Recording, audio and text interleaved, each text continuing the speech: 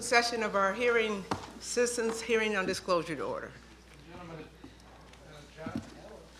Gentlemen, if you would rise and repeat after me, I'd appreciate it. I do hereby affirm that I will tell the truth and nothing but the truth to this committee today. Thank you very much. We'll begin with Captain Roger Solis. Am I pronouncing that right, sir? Solis is correct. Thank you. Sir. Ms. Kilpatrick and panel. I would first like to briefly describe the incident that I experienced in March 1967.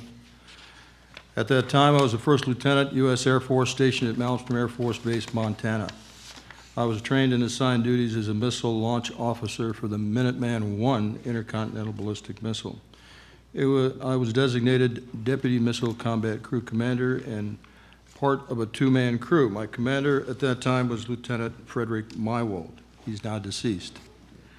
I will briefly review the diagrams showing the Launch Control Center, launch facility. We will show you shortly when one of the other speakers present. We were on duty inside the Oscar Launch Control Center, a concrete capsule located about 60 feet underground. We had operational control over 10 Minuteman nuclear missiles. Each missile operates independently and has its own source of primary and backup power systems. It is important for you to note that the command and control for these missiles was entirely located within the capsule. There was absolutely no means to affect any of the missile systems from outside the capsule. On the evening of March 24th, 1967, while my commander was on a scheduled rest break, I received the first of two phone calls from my topside flight security controller, FSC. The first call was to report unidentified lighted objects flying above the facility. They reported they were flying at very high speeds, making very odd maneuvers, nothing an aircraft could do, and they just wanted to report it. I didn't pay much attention to that first call, and I basically hung up on them. Minutes later, the FSC phoned again and reported in a very agitated state that there was a large oval-shaped object hovering above the front gate. It was a red, pulsating, lighted object, approximately 30, 40 feet in diameter. The best he could describe it. It was difficult to distinguish a structural part of it on the inside, except that it was a glowing red, pulsating object. He had all the men out there with their weapons drawn. He wanted me to tell him what to do next. I, of course, told him something like, make sure nothing comes inside the perimeter fence. Of course, our primary duty was to secure those nuclear missiles. Immediately after that call, I started to inform my commander about the incident. As I started to inform my commander, our missiles began to shut down. We lost alert status on all 10 missiles while this object was above our facility. When we queried the fault system, all missiles reported guidance and control system failure. We had a way of querying faults within the system called VERSA. It's a voice-activated system, and we were getting channels 9 and 12, which is guidance and control system. At the same time, we had indicator lights showing security violations at two of the launch facilities where the missiles were physically located. While Lieutenant Meiwald reported the incident to the wing command post, I phoned upstairs and directed the security alert team to be sent to those launch facilities with security violations to investigate those indications. At that time, the FSC reported to me that the object had flown off at high speed. When the security alert team arrived at the affected LFs, and I'll brief LFs meaning launch facilities, they reported seeing the object hovering over those sites. As they approached closer to the object, they lost all communications with the FSC. After speaking to the wing command post, Lieutenant Meiwald informed me that the same thing happened at another flight. At that time, I assumed that meant that night, but it turns out what he meant was it happened at another flight about a week earlier, and that's the Echo flight incident, which I'll talk about shortly. Right now, I'd like you to hear the portion of the conversation I had with Colonel Mywald, who retired as a full colonel, and I had this conversation sometime in 1996. Can we play the first audio, please? Back and forth debating because they were doing maintenance on, I don't know, the guidance cans or something, and the maintenance crews were staying over, and there was security and maintenance on site on both, on 2 of the 10 sites. And when the first one went down, I talked to the security out there. They had reported this UFO hovering over the site, and I said, "Yeah, right. What are you guys drinking out there?" And we struck strike teams to both of the sites that had been occupied. And both strike teams, I didn't tell them what we had heard via the LF radio, and I told them to go to get within a mile of the site and call back in on the VHF. And they both had reported it too. So we had 2 maintenance crews, 2 security troops on site, and 2 strike teams all reporting it. Is that right? Yep. Do you remember any of the names of any of those guys? Nope. You don't? Sorry, there's a little mix-up there. That was Colonel Walter Fiegel, who was the Deputy Missile Crew Commander at Echo Flight. Can we have the Mywald audio, please? Any reports from their field about UFOs? So I remember the 2 guards that had gone out to one of the sites. He finally got back scared to death. We had to relieve him of duty. Yeah. Oh, you mean our guards? Yeah, Oh, I didn't know that. yeah, rodent control type.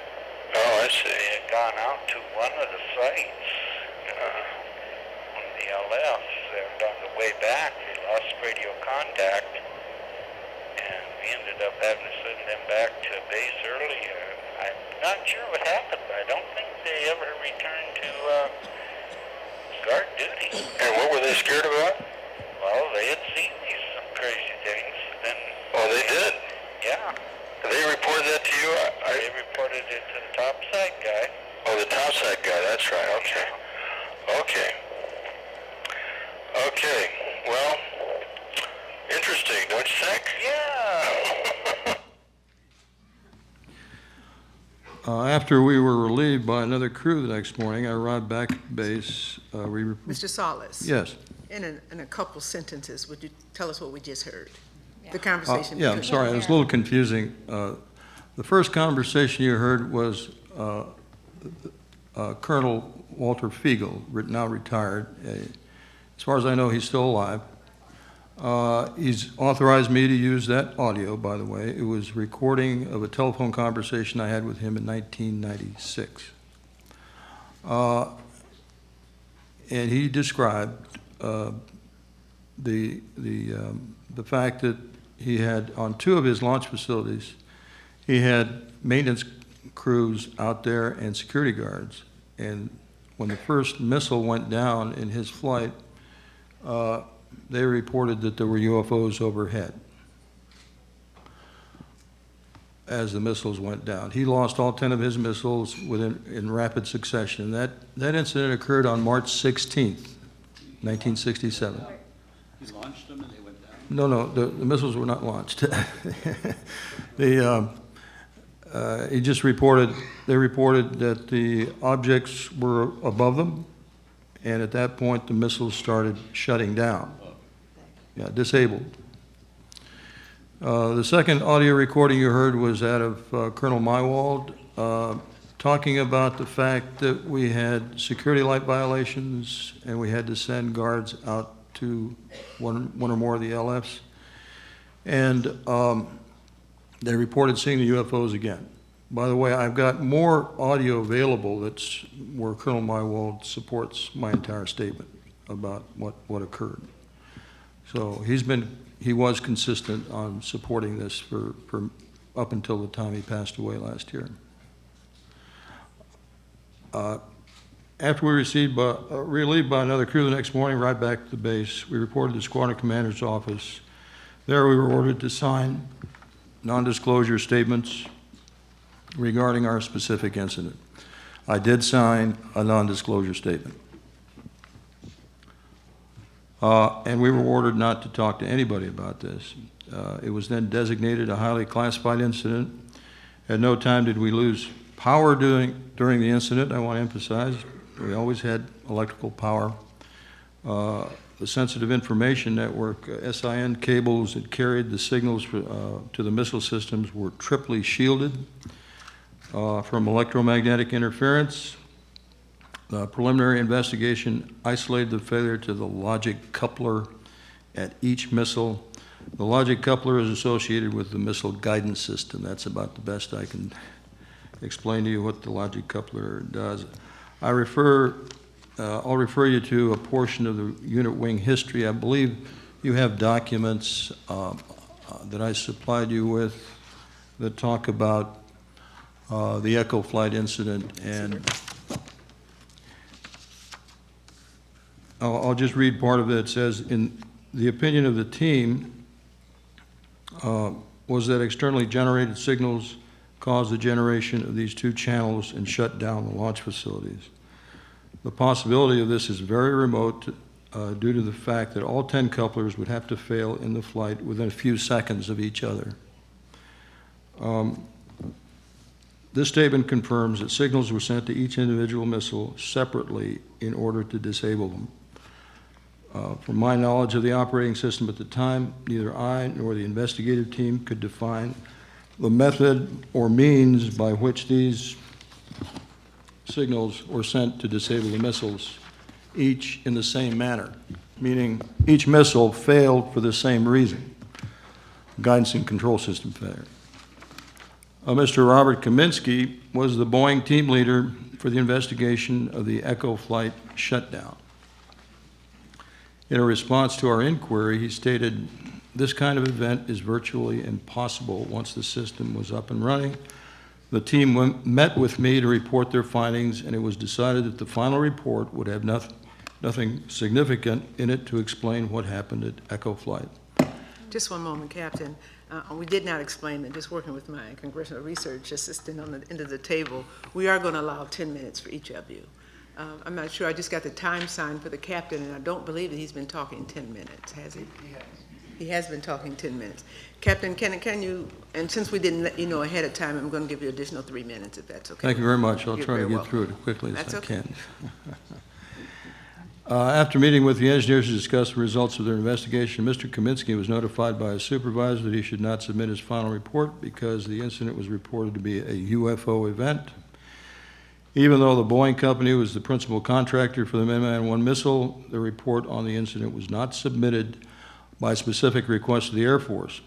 However, the Air Force did perform their own classified investigation where they identified a possible failure mode as stated above.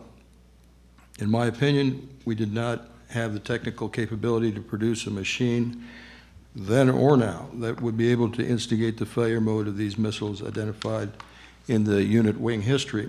In addition, the unidentified objects displayed the physical and flight characteristics that no known aircraft type could achieve then or now. Therefore, I have concluded these objects were non-terrestrial in origin. Of an important related activity ongoing, and this is important, on December 17th, 1969, the official U.S. Air Force investigation into the UFO phenomenon was terminated. The principal basis for this, and you have the Air Force position on UFOs, I believe. I've given you a copy of that. The principal basis for this termination was the evaluation of a report prepared by the University of Colorado entitled Scientific Study of Unidentified Flying Objects. In 1966, the U.S. Air Force awarded a $500,000 contract to the University of Colorado for the purpose of studying the UFO phenomenon. I'll refer to this study as the Condon investigation, or its team leader, Edward Condon. In fact, it was never intended to be a scientific study because the Air Force did not propose that any scientific hypothesis regarding the phenomena be evaluated.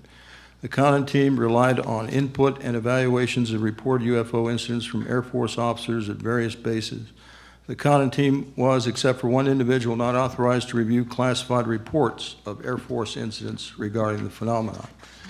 They were not even informed that classified UFO files existed until after the termination of their study. I have evidence supporting this. With respect to the 1967 Echo and Oscar flight UFO incidents, there was a deliberate effort to keep information about those incidents from the Condon Committee. In 1967, Dr. Roy Craig, the chief investigator for the Condon Committee, was informed by Mr. Raymond Fowler, a contractor working for Sylvania on Minuteman Electrical Systems, that the Echo flight shutdowns at Malmstrom had occurred during a UFO sighting. In October '67, he visited Malmstrom to inquire about this. Dr. Craig recalls this inquiry with Lieutenant Colonel Lewis Chase, the base operations officer at Malmstrom.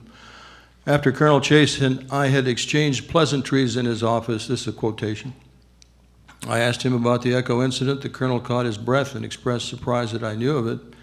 I can't talk about that, he said. Colonel Chase had assured me that the incident had not involved a UFO.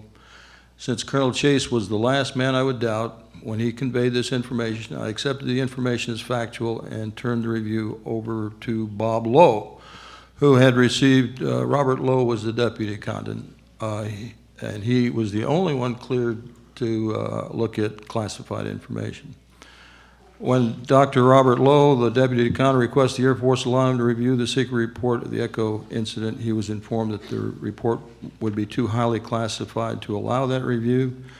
Dr. Craig did not interview any of the many witnesses that were named to him by Ray Fowler that he could have interviewed. He did not interview either of the crews, Echo or Oscar crew. In addition, the Air Force Office of Project Blue Book was deliberately misinformed about these incidents. In a letter from Colonel James Minot, and I think you have these letters in front of you, he was right pat, Blue Book essentially.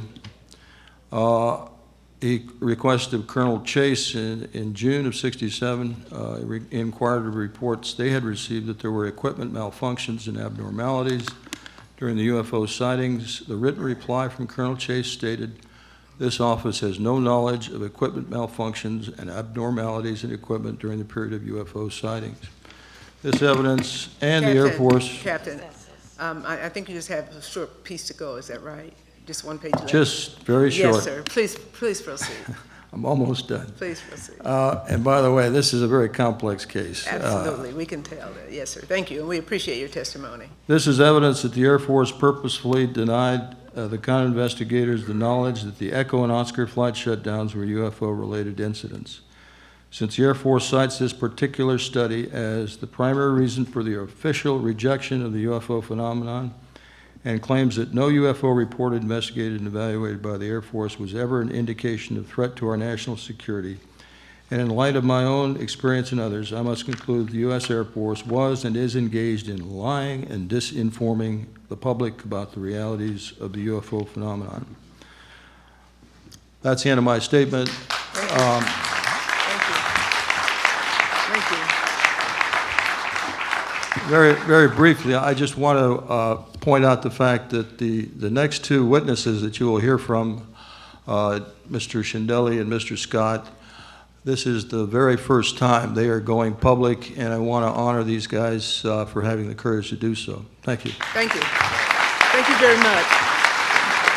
Thank you, Captain. Mr. Shindelli. My name is David D. Shinley, Shindelli. Captain, U.S. Air Force, retired. In 1966, I was involved in an incident while stationed at Minot Air Force Base, North Dakota. I was told to never speak of the incident again, and also told that as far as I was concerned, it never happened. Because of that, I am before you today with a bit of trepidation. I must say a lot of trepidation, as I have never before shown my face in person on this matter. I was a Minuteman ICBM launch control officer, a first lieutenant, and a deputy missile combat crew commander in a two-man launch crew with my crew commander who held the rank of captain He was about 15 years older than I. I held a top secret clearance, which was required for my job. It all began one morning when I was watching TV while having breakfast, and I heard the local news announcer mention that some residents in the town of Mulhall, North Dakota, had seen strange lights overnight, which they attributed to a UFO. This caught my attention because I was scheduled for duty that morning at a launch control facility called November Flight, about 3 miles west of Mulhall and about 37 miles north of Minot, North Dakota. I lived in the town of Minot at the time, and I drove to the air base to attend the morning pre-departure crew briefing at wing headquarters, where all 15 missile crews would normally meet each day prior to pulling alert duty at their respective launch control facilities. During that pre-departure crew briefing, it was mentioned that some missiles at November Flight had gone off alert, but there was no further information provided. I immediately connected this to the news item that I heard earlier in the morning regarding a possible UFO sighting near the town of Mulhall. When the briefing was over, several of the launch crews seated near me commented about the news item, which they had also heard that morning. And there was speculation about a possible connection with November Flight. My crew commander had also heard the news item. And we were both anxious and quite curious about what we might find as we drove out to the launch control facility. If you could display my second slide.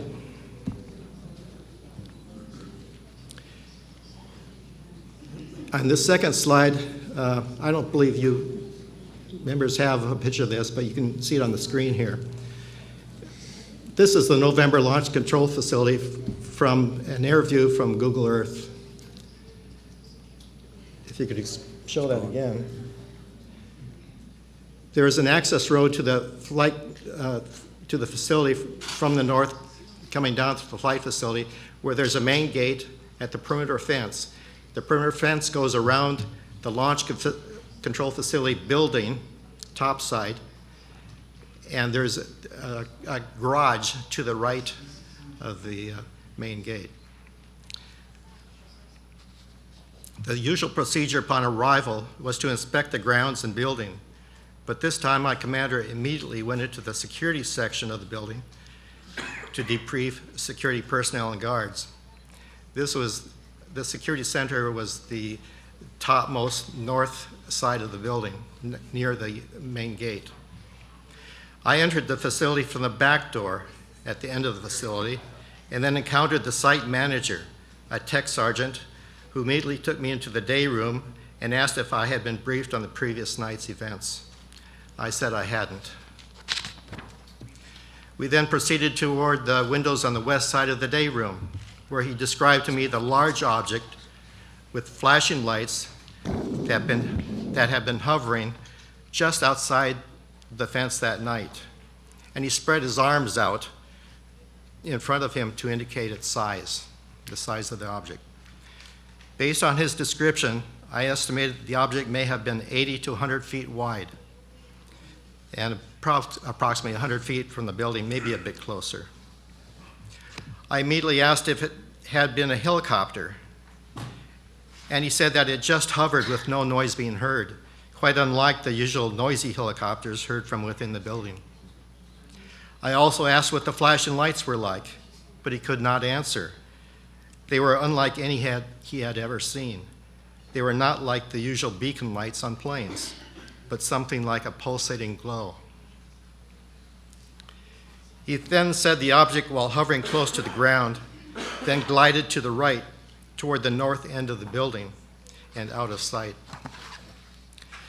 The object then came into view from the security section of the facility and hovered just behind and slightly to the right of the main gate, concealed partly by the large garage located within the fenced area to the right of the gate.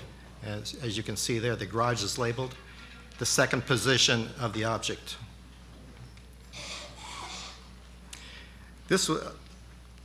This location put the object almost directly above the hardened launch control capsule, located 60 feet below ground. All our missiles, our 10 missiles, were located 4 to 14 miles away from the launch control facility. This capsule was located approximately underneath the garage. This was the launch crew quarters and the launch control center for all 10 interconnected nuclear-tipped missiles that were located away from the launch facility. Security personnel confirmed everything that the site manager had related to me. My commander and I then proceeded to take the elevator down to the launch control center, the capsule, to relieve the two-man officer crew below. After entering the capsule, our eyes were immediately transfixed on the Launch Control Console, which showed that all missiles were off alert and unlaunchable. We had never seen such a thing before. The outgoing crew briefed us on the wild events that transpired overnight and indicated that the missiles malfunctioned at the time the object was hovering directly above the capsule and next to the main gate. We speculated on the possibility of an EMF pulse that might have created the situation. We had no doubt, however, that the 10 outlying nuclear-tipped missiles of November flight had been compromised, tampered with, and put out of commission by the object that had paid a visit. Normally, it's quite unusual to have even one missile down, except for maintenance. And Wing Headquarters was very proud of having more than 95% uptime for all 150 missiles of the wing. The following morning, after we had been relieved by the follow-on crew, we arrived topside, and I attempted to further query the flight security controller who had been on duty at the time of the situation. But he interrupted me, and he said that he had been instructed not to discuss the incident. That is when my commander then told me that he had received a call while I was on a scheduled rest break down below, and he was told that we were never to discuss the incident. When I asked where the directive came from, he said the OSI. He evidently received a call from the OSI. With no discussion allowed on the subject between him or me together or with anybody else, my crew commander and I were left in limbo and left on our own to conjure in our own minds how other situations might unfold and be handled. Normally, the Air Force would train us on all procedures. We were in a simulator constantly training. This serious lack of follow-through by the Air Force was more than bewildering, and it served to keep this situation on our minds. Together, there were a dozen of us involved with this incident. My commander and I were not there during the encounter, but we had to deal with the ramifications of the incident, and I'll never forget the frightened emotion on the faces of topside airmen who were gathered with me when I was briefed by the site manager. Besides those of us at the launch control facility, there had to be many more people involved with this, including maintenance people who had to retarget and reline the missiles, also additional security personnel to guard and protect the missile launch facilities, and who knows how many others on base were concerned. Everyone had been silenced. The incident was never discussed, and I never heard a word of any other incident from people that I associated with. I never spoke a word about my incident for almost 40 years, and my wife never knew. After several years of searching the internet in the hopes of finding someone who would give me a clue about my incident. Excuse me, Mr. Shingley. Yes. I yield you additional 2 minutes, excuse me. Okay, thank you. Thank you. I then found what was described by Captain Robert Salas, and I felt immediate, joyous freedom from my haunting memory. I then informed my wife. Since then, I have run across several missileers from my days at Minot who were there with me in the wing, and 2 of them have gone public with their own experiences. Two others have described to me their unique experiences, but they have pleaded that I not divulge their names. They fear losing their Air Force pension, are losing their personal integrity and keeping a secret, or being ridiculed. I also know of two other officers involved in incidents, but they will not admit to their secret, probably for the same reasons. And then there's the late Captain Val Smith of my squadron, who is mentioned in official documents released by FIA. He was interviewed by the late Dr. Alan Hynek of Blue Book fame, who wrote an article in the Saturday Evening Post, published on 17 December 1966, which described the incident that Smith was involved with on 25th August 1966. Hynek stated in the article, "This incident was not picked up by the press. It's typical of the puzzling cases that I have studied during the 18 years that I've served as the Air Force's scientific consultant on the problem of UFOs." Display the third slide, please. Just prior to release of this Post article, the Minot Daily News got wind of it and then published on 6 December 1966 a front page news item with major bold headline that read, "Minot Launch Control Center saucer cited as one indication of outer space visitors." The front page. I remember this article. I thought, oh, maybe I could start talking. In 1966, when I was at Minot, the evidence was everywhere that something quite unique was happening. But I was embedded in a shell of silence. The Air Force knew the truth.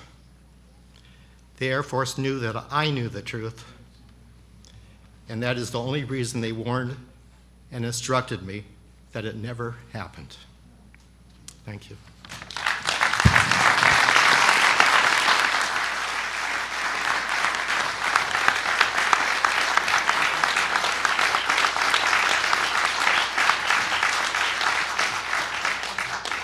And thank you, sir, for your courage today and for your service. Sergeant Scott. Okay. I'm Tech Sergeant David Charles Scott, United States Air Force Security Police, retired. At the time of my sighting, I was an Airman First Class with a secret security clearance and was assigned to Alpha Flight, 91st Missile Security Squadron, Strategic Air Command, Minot Air Force Base, North Dakota. November 1974. It was after midnight when Airman Bill Gray, a member of my security alert team, and I were dispatched from Alpha 1 Launch Control Facility to an alarm situation at one of our 10 Minuteman nuclear missile sites. Probably just another jackrabbit setting off an outer zone alarm, we thought. As we drove there, Gray spotted a strange light in the night sky, called it to my attention. It appeared to be about the size of a stars in the sky, but was pulsating red. We checked the site and found everything secure. Gray said the strange light had gotten bigger and acted weird when I was below. Then we parked our vehicle off-site to await the alarm system to reset and the order which would allow us to leave the area. Now the strange light in the sky was pulsating and changing color in a sequence red, blue, and yellow. Suddenly our radio went dead and the idling engine of our vehicle quit. Gray and I sat there on guard duty for 45 minutes, protecting our missile site. We wondered aloud if the strange light above was a UFO. When the light changed to white and pulsated 3 times, and in quick succession, it disappeared and our engine came to life as the radio also came back on. As it did, Sergeant Hicks, our flight security controller, called and ordered us back to Alpha 1. All alarms had reset properly back at the missile site. We arrived back at Alpha 1 a little after 3 in the morning. We reported our story to Sergeant Hicks about the strange light. We wanted to convince him that we had not fallen asleep on duty or we weren't drunk. He said, "I believe you men." Then Sergeant Hicks hit us with a bombshell. All Minuteman nuclear missile site alarms in our wing had sounded simultaneously. Many security police and security alert teams reported seeing the strange lights, which Gray and I saw, and they too lost radio communication and vehicle power. "You know what I think?" Gray asked. "I think it was a UFO." Sergeant Hicks just nodded.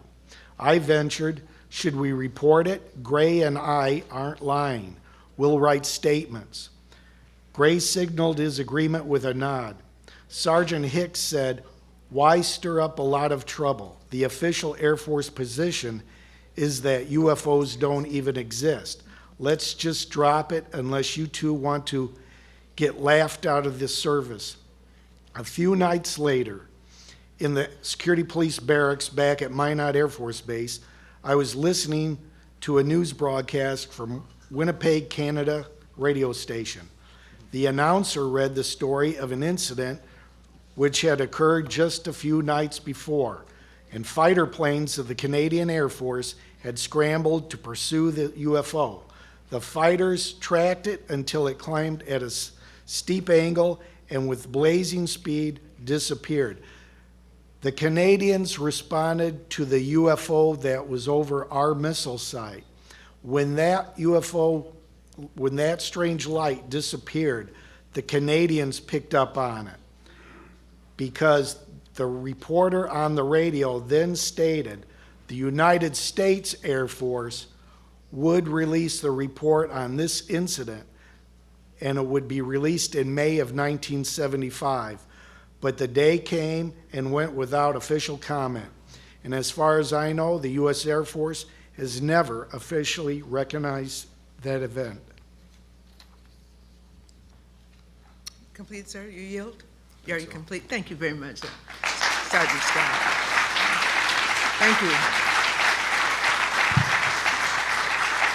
Very riveting, and thank you for your service as well. Now, Captain, I won't even try to pronounce your name. Please say it for us. Fenstermacher. You heard that? Can you just present? Fenstermacher. Finstermacher. You're on, Captain. Thank you for coming. Okay, thank you. If we have time, I have some pictures and graphics of the LCFs and the LFs and the LCCs if we have time for it. It's not really pertinent, but I thought you might like a We'd little like to tour of the facilities. You have them as a slide for paper or on our screen? On the screen. Okay, thank you. I was a captain in the Air Force and a Minuteman III combat crew commander from 1974 to 1977. I was stationed at F.E. Warren Air Force Base in Wyoming and assigned to the 400th Strategic Missile Squadron. Quite honestly, I was and still remain a skeptic, and at the time did not believe in this UFO phenomena. In the fall of '76, my deputy and I were on duty at Romeo Launch Facility, or LCF. The LCF was the part of Romeo that was above the ground, as we saw with David Schindley. And the launch control capsule was the one that we took an elevator down to. It was located 60 feet below the ground and behind an 8-ton door, so we were pretty secure in there. In order to stay awake, my deputy and I were monitoring the VHF radio communication between our security alert team, which we friendly called the cops. David was one of them, David Scott, and between our flight security controller, FSC, our topside NCO. The SAT team was out doing their regularly routine checks. I think they were responding to one of those jackrabbits out one of our launch facilities. And so they were out and away. At approximately 2 a.m., the FSC called the SAT and said, "Hey, pull over. Get out of the vehicle and look around." That's all he said. Gave no direction or any guidance. A few seconds, and he also said, "See what you see." A few seconds later, they reported they saw nothing, and they said, "Oops, wait a minute, we do see something in the distance."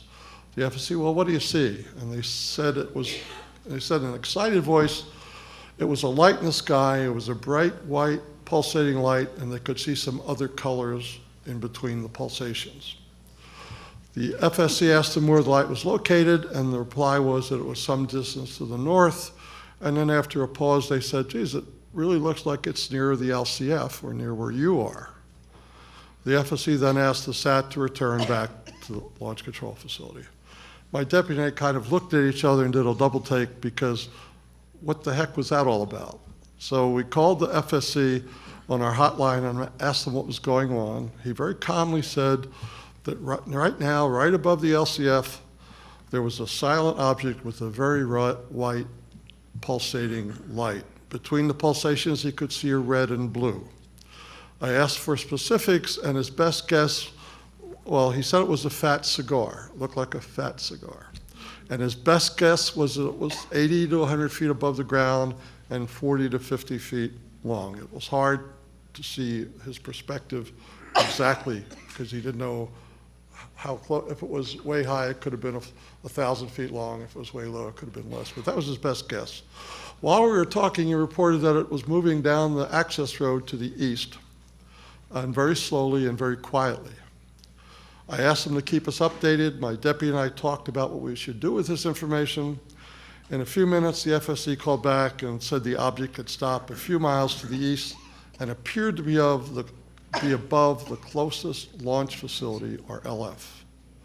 So we ordered the SAT team, who was now on their way back to the launch control facility, to go to that LF that had the object above it, and they said they had to return to the launch control facility for batteries for their flashlights. 10 minutes or so later, we asked the status of the SAT team, and we were told that they made it back to the LCF, but had departed yet. They were just about ready to go. The object moved further east along the access road above another LF. We again ordered the SAT team to that location, and they reported they had to first gas up their truck. It seemed to take them a long time before they appeared to be on their way. Shortly after the object went to the first launch facility, we reported the incident to our SAC command post at FE Warren, and the NCO that took the call laughed at us and said, call us back when that thing eats the SAT team, and hung up. As well as logging everything in the official log, my deputy and I, who each had prior service, meaning we were enlisted before we were an officer, we started taking personal notes. In addition to the official notes, we wanted to document everything that transpired. At our next hourly 400th SMS crew checks for the flights Papa, Quebec, Romeo, Sierra, and Tango, we told the other crew members what our object had done and received laughter and an attitude of general disbelief. What are you guys, crazy? Right after the group communication, the crew from Quebec called. They were the team we had dropped off on the way to Romeo and said that earlier that morning they had a similar object above a couple of their launch facilities. When we asked what direction they were heading, and they said that they appeared to be heading towards me at Romeo. We asked what happened when they reported it, and they said, are you crazy? We didn't report it, we would have been laughed at. Well, he was right about that.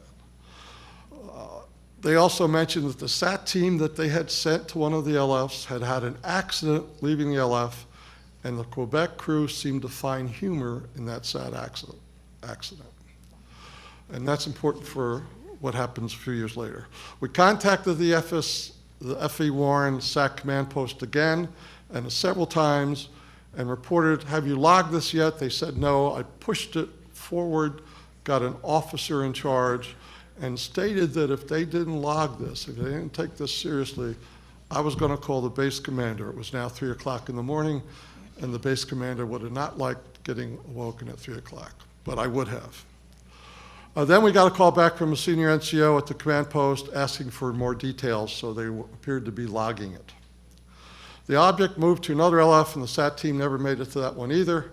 Our FSC kept us appraised of each movement and reported that at 4 a.m. approximately, it moved away very rapidly to a star-sized object and then disappeared. At no time did our missiles go offline, though. At no time did our missiles go offline? And I now understand why. Only recent information came out for that. Meanwhile, back in 1976, the next morning, we were relieved by another crew for our normal return to Leffie Warren, and when we went topside, we found the FSC curled up in a chair in kind of a fetal position. He had been relieved by the day FSC, but was not able to sleep and obviously was very distressed. The SAT members were conveniently not at the LCF. My deputy and I were both prior service and had a good rapport with our FSC, and we asked him about the difficulty that the SAT team had about going to the LFs. After making us promise that we would not report the SAT, he told us that in fact they never left the launch control facility, and they said they were not going to any LF that had that thing above it. So we picked up our crew member from Quebec and we returned trip to F.E. Warren and discussed the excitement of that early morning hours. They insisted they would not report the incident and that if we reported it, they would deny that it happened. If we reported their involvement in it, they would deny that it happened. Upon our return to our squadron, we reported the incident with our flight commander. And the next morning, we were called in by the commander of the 400th SMS. He asked us about the incident, and when he discovered we had personal notes, he asked to see them. Once in his hands, he tore them up and said we were never to talk about this again and required us to sign documents that I'm a little fuzzy about what they really said. We reluctantly signed them after going into a broom closet to talk about it for 10 minutes. At our next couple of departure meetings, an officer that we'd never seen before told us that this incident was classified and that it officially never happened. And I always wanted to question which was it. Was it classified or it didn't happen? After a press conference in September 2010, I was given a name of a former Quebec SAT team that wanted to talk to me. I contacted and heard a story, and I'm confident he was one of the SAT members on duty that night at our incident Romeo. This is what he told me. As they approached the Quebec 9 in their vehicle, they saw a bright pulsating light with a beam of light extending down to the launch facility. While attempting to accomplishing one of their many checklists, SAC is known for their checklist, he actually reached into the beam. That spooked both of the SAT members, and they jumped in their truck, and as they raced away, they had an accident and the truck was damaged. That tied into me that in fact was the Quebec team that was on duty the night when my Quebec commanders told me that their SAT team had an accident. So I was confident they were them. I asked, when they got back to F.E. Warren, they were ridiculed by the fellow SAT members. Someone even drew a drawing of them seeing a UFO, hitting a cow, drinking booze, and they were ridiculed for their time. And this guy was really, to this day, upset about that ridicule. I asked him to share his story with others and make a formal statement. He said, no, this is it. He was done, and he would not talk to anybody about this again, including me. And he, in fact, has not responded to any calls or emails from me.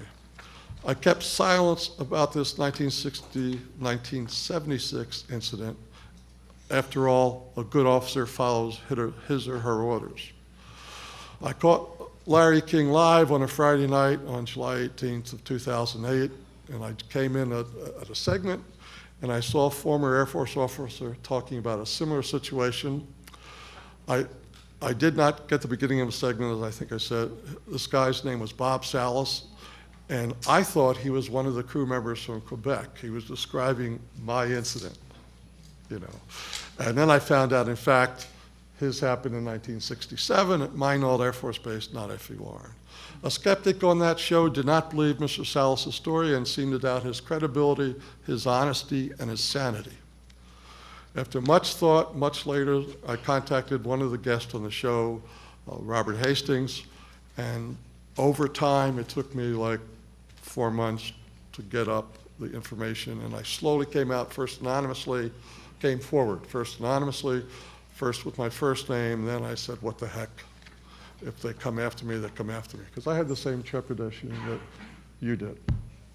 Would I lose my pension? Would I disappear, et cetera? So here I am. This is what led to this. Thank you, Captain. Thank you.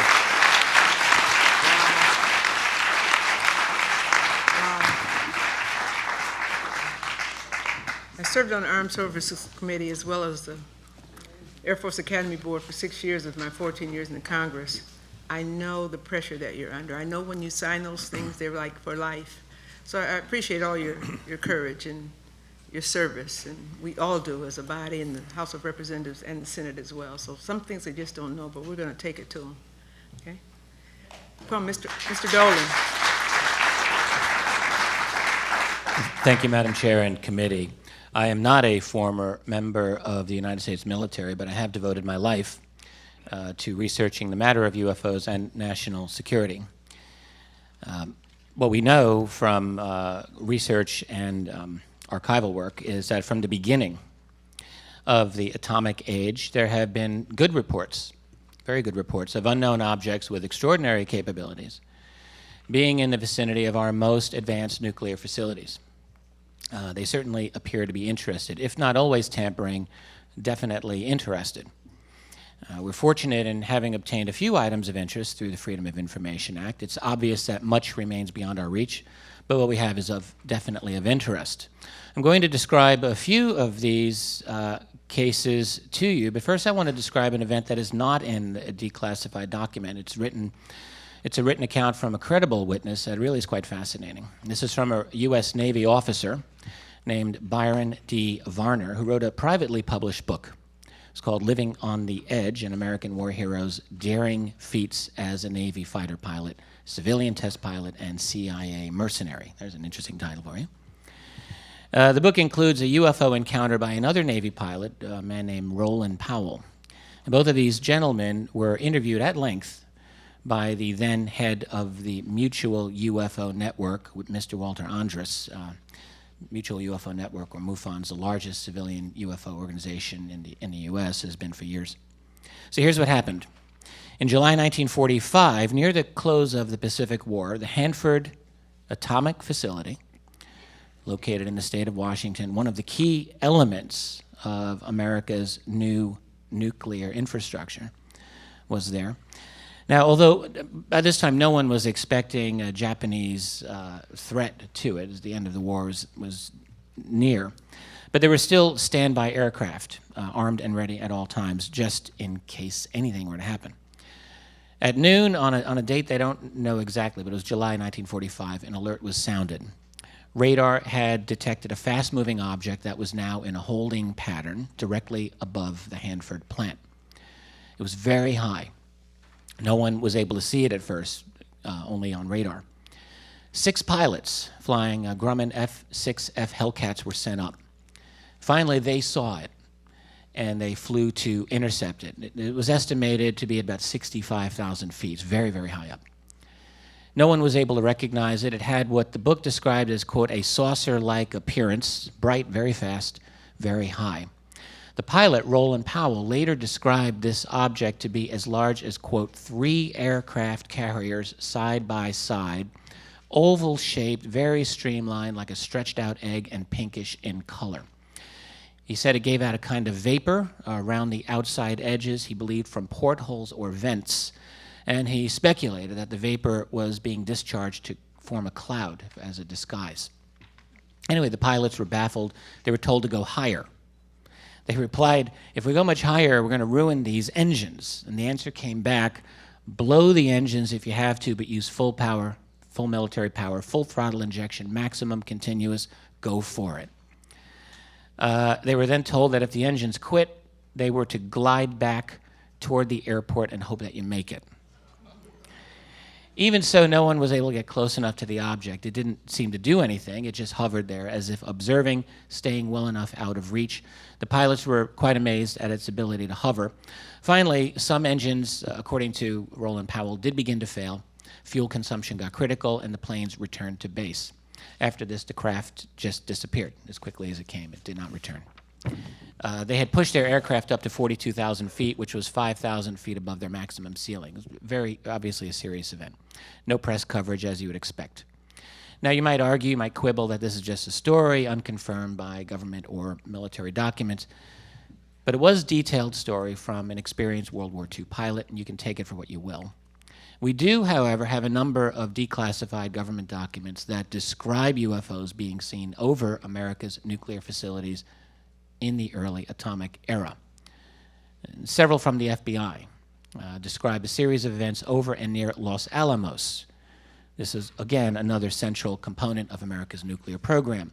One of these FBI documents from January 31, 1949, and then there was another from a year and a half later in August of 1950, describe what you can only call an invasion of sensitive airspace repeatedly by unknown and extraordinary objects. So the first document gives specific dates for the initial sightings when they began in December 1948. In that month, they occurred on the 5th, 6th, 7th, 8th, 11th, 13th, 14th, 20th, and 28th of that month. And the witnesses were all very high caliber. We're talking special agents of OSI, airline pilots, military pilots, Los Alamos security inspectors. There was some speculation that these objects might have been Soviet, but there were no reasons offered, no evidence offered, and in fact, there's no evidence to this day. Meteorites were also ruled out in this analysis. The initial conclusion was that they were either dealing with a previous unknown natural phenomenon or something man-made, except no one seemed to know any project anywhere that could have caused these sightings. And again, after more than 60 years, we still don't. By the way, the second of those documents, referring to Los Alamos incursions, this is by August of 1950, stated that by then a total of 150 observations had been made. You think about it, 150 over that region in about a year and a half. By then, they'd been able to determine that there are three types of objects being seen. First was a type known as green fireballs, which were objects, this is in the words of the memo, moving at high speeds in shapes resembling half-moons, circles, and disks emitting green light. The second type was a bit more of the in-your-face variety, that is disks, round, flat-shaped objects or phenomena moving at fast velocity and emitting a brilliant white light or reflected light. That's the memo. And then the third type were meteors, at which you might breathe a sigh of relief, except that the author then immediately says, well, aerial phenomena resembling meteoric material, moving at high velocity and varying in color. The colors noted were white, amber, red, and green, so quite a range. We don't know what these objects were to this day. Another key place where the U.S. developed its atomic technologies was at Oak Ridge, Tennessee. Here's where the Manhattan Project had established a pilot plant to produce plutonium. UFOs were reported there as well. A declassified teletype from October 13, 1950, stated that the night before, an Air Force radar installation picked up 11 unknown objects, perhaps more, traveling across Oak Ridge. They were slow, low in the sky, less than 5,000 feet, maybe 1,000. Fighters were scrambled, but they saw nothing. They didn't have any explanation for this. The radar was in perfect operating condition. Everyone knew their job. That was only the beginning at Oak Ridge. An FBI teletype of December 5th, 1950, writes of 6 unidentified objects over Oak Ridge from the previous day. It's clear that people were scratching their heads. Some wondered if this was maybe a weather phenomenon. It doesn't appear to be because the sightings continued. And we get another teletype from just a few days later, December 8th, from the FBI's Richmond office. Here's a quote.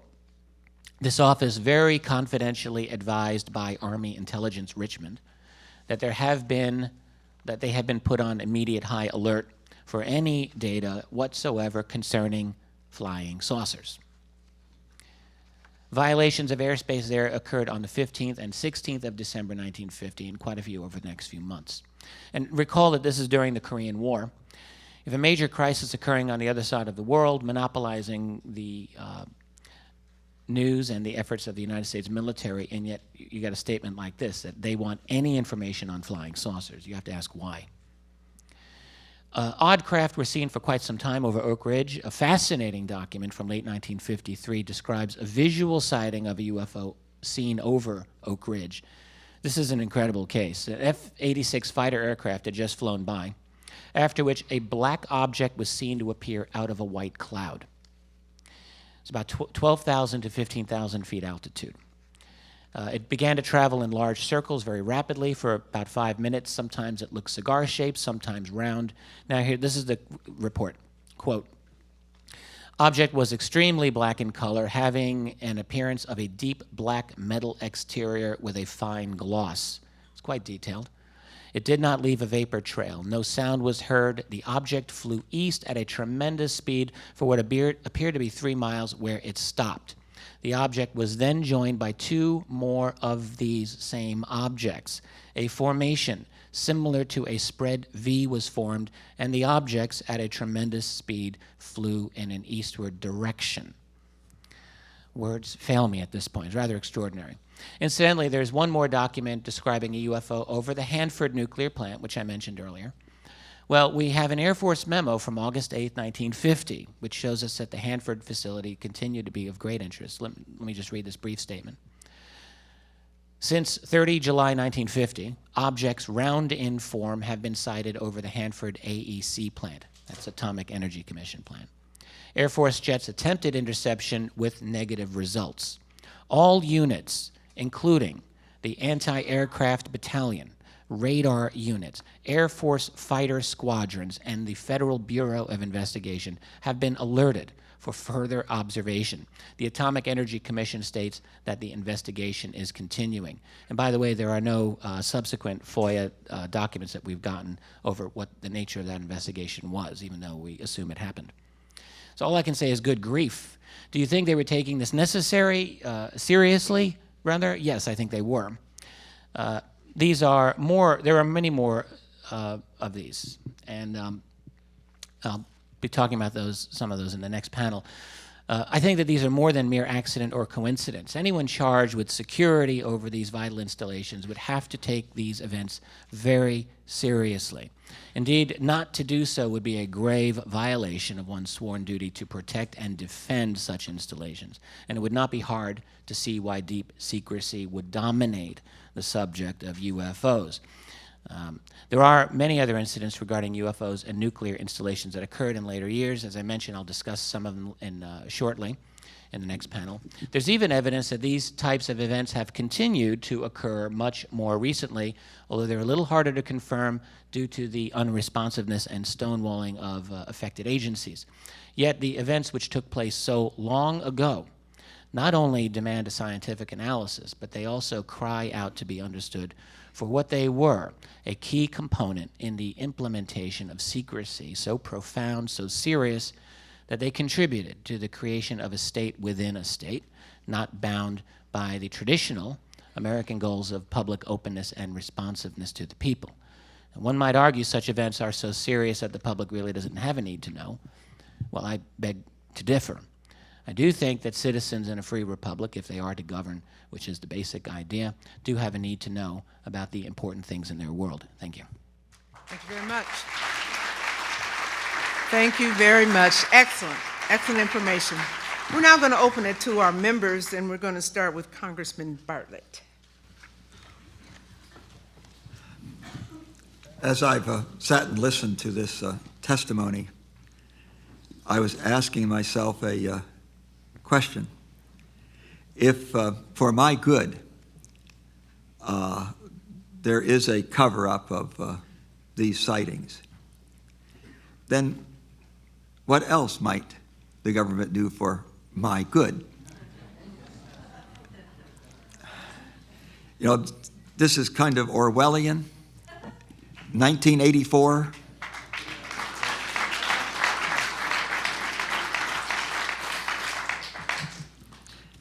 Mr. Dolan, what was the reference for size? Because the description of one of these was different than the description of others. It was enormous in size. What was their reference? You know, when I drive down the road and I have a little speck on my windshield, it doesn't look very big, but by golly, it can obscure my vision of a whole darn car down the road. So perception here, you know, there has to be some reference point before you really know how big something is. Well, I certainly agree, sir. References for size are notoriously inaccurate. You get this frequently. I assume you're referring to the first incident I mentioned, the Hanford case of 1945, where the pilot said... Well, he said it was as big as a couple aircraft carriers. Yeah. I don't know how he came to that conclusion, to be perfectly honest with you. You do have in the research a few confirmed, and by confirmed I simply mean radar plus visual accounts of very enormous objects. It has happened. It seems incomprehensible. In this particular case, I really don't know. He simply, to his perception at that time, it looked very enormous. The sightings that were talked about are all fairly old. What's happened more recently? Well, I don't want to jump if you had to say something, Robert. Recently, let's say 2010, there was a shutdown of 50 missiles at Francis E. Warren Air Force Base. This was announced by the Air Force. It was announced that there was eventually announced that it was a computer glitch. Now, I'm very wary about that. I'm not sure I believe that, but we do have witnesses that have come forward, both civilian and Air Force, that said they saw an object in the sky at the time of these shutdowns. This is still being investigated, but these incidents are still going on. They used to be reported by the press. I don't see reports now in the public media. Do they just not report them because of the climate, the psychological climate that we're in? Or are there no sightings recently? I've seen no reports recently. I'd just like to mention a couple of things with regard to that. It was mentioned previously, there were, in the Bentwaters panel, they talked about personnel reliability reporting, where they keep tabs on people involved with nuclear weapons and make sure they stay reliable. So this is one way the Air Force is applying pressure not to report these things, but we certainly know, and from reports we're getting from time to time, that these incidents are continuing. But that's one of the reasons I think Mr. Fenstermacher noted that some of their people were very reluctant to report what they saw, and I'm sure that had to do with the PRP program. 2 points. Since all of you have followed this activity, you know, we're not the only country that has Minuteman missiles in holes in the ground pointed at somebody. It's the somebody that we're pointing at. Did they have any, as a result of the implosion of the Soviet Union, the data that came forward and a lot of their files, do you have any knowledge as whether or not the Russians or the Soviets had a similar experience with their missiles?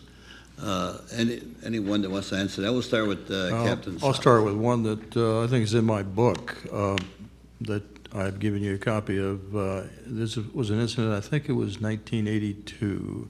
It was in the Soviet Union. And it was, you know, the witnesses come forward and are named, and actually I think there was an ABC special on this particular incident, but as I recall, UFO came over and actually started their missile on the launch sequence. And thankfully it was shut down from that launch sequence. But there definitely have been sightings over Soviet bases. There's a large quantity there also of incidents where UFOs were seen over missile bases. Did they have the same effect, that is, stopping the ability of the missile to work through whatever device? I'm not familiar with any specific case like that. Okay. Captain Fenstermacher, did you nodded your head like you had some knowledge in that? So the same report that Bob Salas had, I saw it on ABC, and I've read other reports, but nothing quantifiable. You know, plus if I read reports about some of the people coming forward like we have, I wouldn't necessarily believe them, you know. But I've read reports about it, and instead of knocking them offline, actually it started the launch process, which really, to me, is more worrisome. Yeah, because they suspected us, but so either the launch sequence was interrupted, or they backed down. Initiated. It was initiated. Yeah. But apparently it's the control mechanisms that you could still start the launch sequence, but the control mechanisms were the ones that were interrupted by whatever forces were in effect. So I was just curious that, if there was a focus of attention on U.S. ICBMs, obviously extraterrestrial would have an interest in the Soviet ICBMs, and also would have interest in ICBMs in the world today, not by other countries. At the very end of the Soviet... Richard, I was going to just come to you. Oh, I'm so sorry. Maybe your research, you found something. This was anecdotal. Now, what did you find? Well, in the last couple of years of the Soviet Union's existence, there was a remarkable amount of openness in the press from the Soviet military on this matter, quite a bit. It was like a window of opportunity, as people used to say at the time, and there were a number of cases. One at Kasputin Yar in 1989. I don't think that involved nuclear, but that was a rocket launch facility. There was an unknown object that appeared. It involved a jet scramble. It was quite extraordinary, very dramatic. There was a case just outside Moscow in March of 1990, which involved an unbelievable encounter by an object that was playing all sorts of games with the Soviet jet interceptor, seen by multiple witnesses. The Soviet Minister of Defense spoke about it. The Soviet top general for air defense spoke about it. They both discounted that this was American. They said there's not a chance. In fact, the top Soviet commander said, there is no way we're ever going to try to attack this. It was vastly beyond anything that we or anyone we know had. So there were quite a few very dramatic cases, and there were some that involved nuclear facilities, but we don't have as much information. It's just not Good. much. Thank you. My time's up.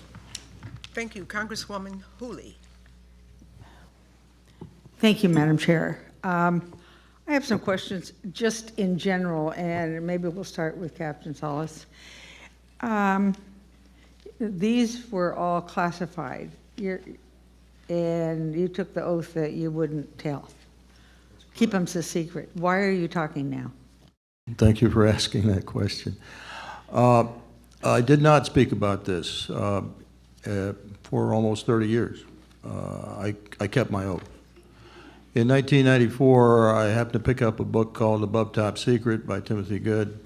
On page 301 of that book, it stated in a very short paragraph that missiles were shut down at Malmstrom Air Force Base during UFO sighting in 1967. I immediately thought that was my incident because it described it fairly well, and I decided to go ahead and request, under the Freedom of Information Act, information about that specific incident. They were talking about the Echo flight shutdown. Because I thought that was my incident. So I didn't mention anything about UFOs when we sent the inquiry. I just asked for, actually my researcher, James Klotz, who was with MUFON at the time, requested this information under FOIA. The Air Force wrote back and said, this incident is classified, however, because of the time lapse, Right. we're going to declassify it. And so they did. They declassified the Echo shutdown incident, and they started sending me documents. So I started speaking about it at that point because I thought at that point that that's where I was, because you have to understand all these facilities look pretty much the same. I knew I wasn't in the same squadron as Echo, but I did know that at times we did help out when they were short on crews. It wasn't until 1996 when I contacted my commander, Fred Mywald, that I realized I was at Oscar flight. And then I realized I'd been speaking out of turn, so to speak, because I had violated my oath by not speaking about my specific incident. I made a decision to continue speaking about it, and I've been speaking about it ever since. I've never been harried by the Air Force. Nobody's ever knocked on my door and said, can't talk about it. So I continue to speak about it. Well, we're glad you do. For any one of you, I think so often when we hear the initials UFO, we always think of it as somewhere outer space, don't know, this is a huge universe, where they come from. Do you think they're UFO? Do you think they're from somewhere in outer space, or do you think these are made by some country that we, in our little universe that we know about? Tell me what you think. Madam, these are questions that not only private researchers have been asking, but also classified researchers have been asking. When you go back through the history that we know of, back in the late 1940s, when this first appeared on the scene, within the Air Force, there were competing solutions to this problem. Right off the bat, you had analysts who were convinced that there was no possible way that this could have been Soviet manufactured or American, that the performance capabilities were too advanced. There were other people who did suspect the Soviet Union. In fact, during the incident over Los Alamos that I mentioned earlier, there was speculation that, wondering, could this have been a Soviet type of technology? There's just no evidence for that. We all realize that within the black budget world, there are vastly advanced types of technologies in various ways. And in many cases, NSA computing, for example, is at least 3 decades ahead of the rest of the world. At least they were in the 1960s, and they probably still are. And there are other black budget groups that have, who knows what they have. Do they have, So that's always a thing. If you were to see a perfectly hovering triangle, and there are triangular UFOs hovering above you today, you'd have to ask yourself, is this ours or theirs? This is one of the fundamental questions that serious research asks these days, because it's very difficult. I will just offer my own opinion that a large portion of these objects are not ours. And I think that's what you find when you speak with individuals within the classified world. I've been privileged to do that many, many times, some extremely prominent individuals, if I may say, and that is their opinion as well. Thank you. I yield. Thank you, Congresswoman. Congressman Cook, please. Captain Fenstermacher, unlike some of the other testimony here today, you said that you didn't wait too long before you started talking about it. Am I correct in understanding that? No, I just came forward after I saw Bob Salas. Oh, excuse me, I misunderstood that then. And I just want to say I would commend all of you for coming out with your statements.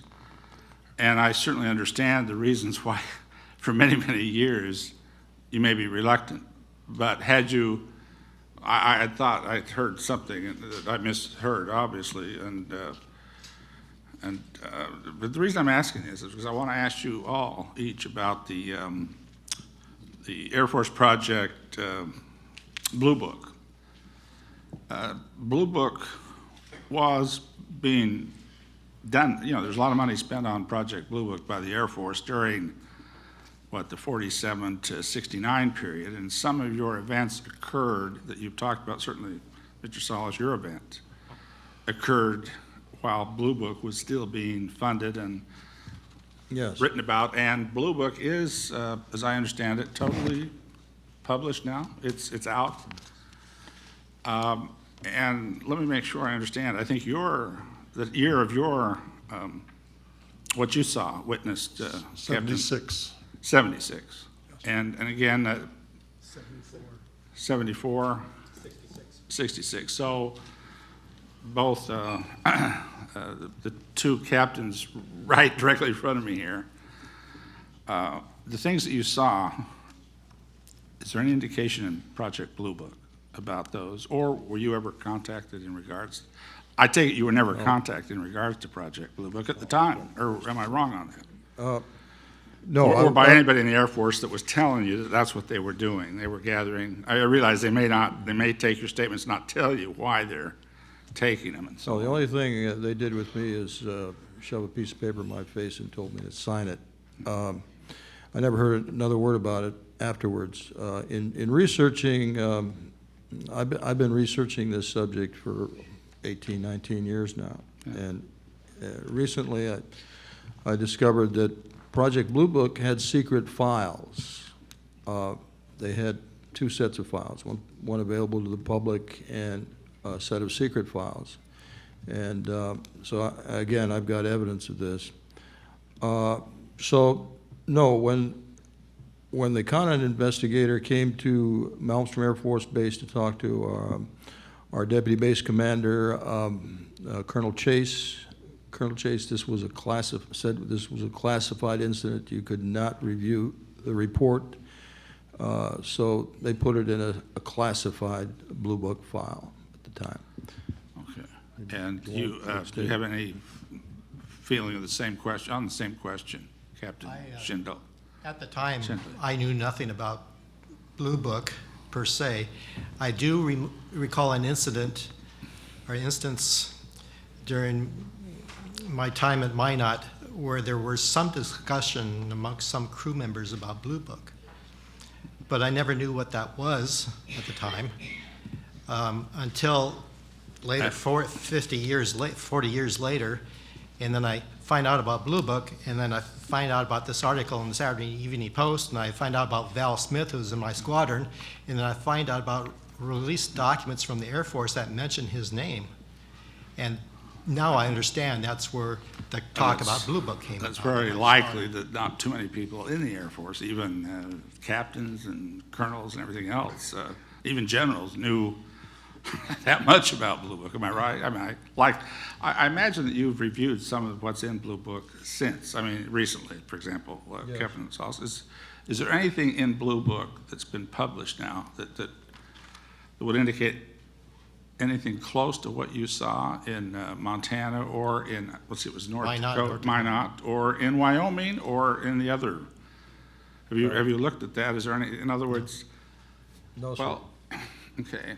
And do you have any of you have any feeling as to why Blue Book, why they stopped Blue Book? Or do you have any, can you give us your opinion? Yes, sir. Totally opinion of why Blue Book was discontinued? Yes, Mr. Cook. I alluded to it in my statement. The Conant investigation, which was supposed to look into the UFO question for the Air Force, was a whitewash. It was intended to allow the Air Force to wash its hands of the UFO question. And I have evidence of that. The evidence that I have is the fact that Dr. Craig, who was the chief investigator for Conant, was given information about the Echo and Oscar flight shutdowns. He was given names and dates, et cetera, and never followed up on it. The Conant investigators never followed up on it. Robert Lowe never followed up on it. It was never mentioned, and that's because it was classified.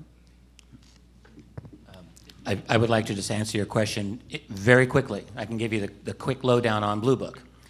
Blue Book was formed in 1952 as a result of a tremendous upsurge in UFO sightings that were happening at that time. That was the only time in Blue Book's history that they actually had a staff that was capable of doing investigations. They had about 12 people.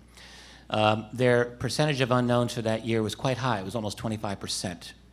The order came down after the CIA-sponsored Robertson panel, which was at the very end of the Truman administration, to say, that's too high.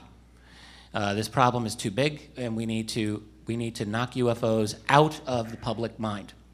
And Blue Book was then gutted and stripped of really all capabilities, and for the rest of its existence, it had no more than a staff of about 4 or 5 people with no capability, and were on strict orders. This is an explicit Air Force order of 1954-55, saying you are required to get your number of unknowns down to a bare minimum. And they did that by hook or crook, didn't matter. So it became very much a kind of an open joke, to be quite frank. The Blue Book explanations were generally not considered very valid because they were not sufficiently investigated in any scientific way. I hope the chair will allow one quick follow-up question that will take 10 seconds to answer, so about that. Proceed, Congressman. Okay. Is it your opinion then, Mr. Dolan, that the Air Force is more reluctant even today than they were during that period of 52 to 67 to even talk about or discuss or take information from captains and sergeants and colonels and even generals, any kind of pilots and so on, than they were then. Absolutely, I believe that this is a complete nightmare for them to deal with. Our final presenter before our break, our 10-minute break or so, will be Congresswoman Woolsey. Well, I was sitting here, thank you, all five of you and Steve, who was there before you, you know, getting really uncomfortable about the position this has put you in all these years, and honoring you in my heart for getting past that and getting here today, and knowing that was not an easy thing to do. But I wanted to then reflect back on why is this panel, why are we all retired members of Congress? Well, you know what? We don't have a lot to lose. But it would be, this would be one of the issues that a sitting member would risk losing an election over.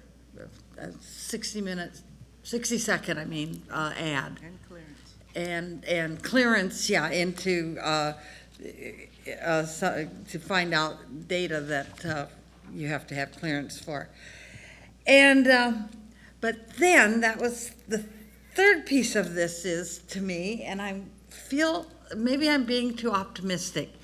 I think this week is going to change the feeling and respect that the common constituent, the regular member of our country, the population, the populace, I think if they pay any attention to this, they are going to have a different respect for it. And they'll be able to say it.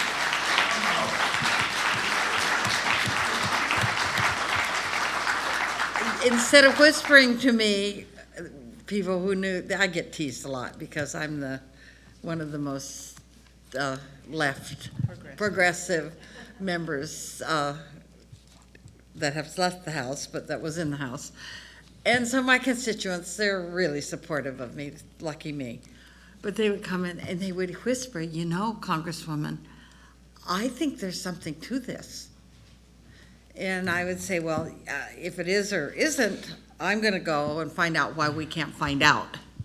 And they can count on, you know, that I would do that. But I'm not sure I would have done it if I was a sitting member. I have to be honest with you. Ms. Woolsey, may I make a comment? Yes. For the last year, we have been sending documents, myself and Mr. Victor Bigliani of Zealand Communications, have been sending documents to Representative Peter King of New York. Mm-hmm. He's got all the documents, he's got my book, he knows my story, but he has not acted on it. I've also briefed Congressman Rohrabacher, congressman from California.